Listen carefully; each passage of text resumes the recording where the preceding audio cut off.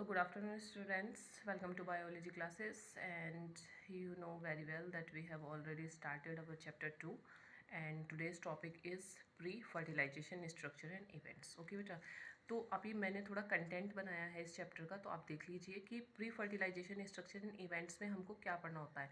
हमें पढ़ना होता है डेवलपमेंट ऑफ मेल गेमेटोफाइट, उसके बाद स्टेमन क्या होता है, structure of an anther, structure of microsporangium and mail gametophyte. Okay बेटा, तो आज मैंने दो ही टर्म ली है जिनको मैं आज डिटेल में एक्सप्लेन करूँगी.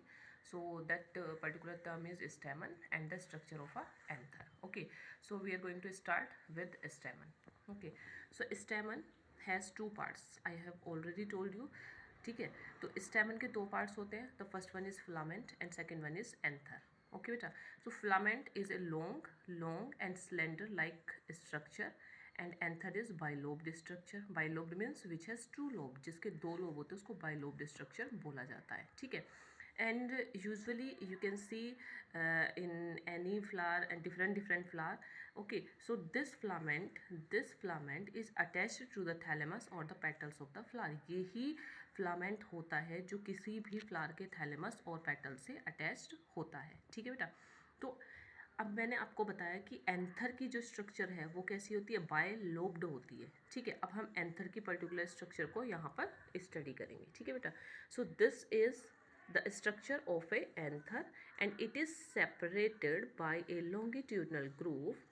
It is separated by a longitudinal groove. Okay बेटा, अब इसी के अंदर क्या होते हैं कि पोलन ग्रेन्स जो होते हैं वो फिल होते हैं. ठीक है, अब मैंने आपसे बोला कि एंथर जो होता है वो बाइलोब्ड होता है. ठीक है, वन लोब, सेकेंड लोब, हो गए टू लोब. ठीक है, बट अगर हम इस पर्टिकुलर ये जो थिंग होती है जिसके अंदर पोलन ग्रेन्स भरे हुए होते हैं, फिल होते हैं, इनको थीका भी बोला जाता है. ठीक है, अगर हम क्रॉस सेक्शन की बात करें, ये है एंथर का क्रॉस सेक्शन.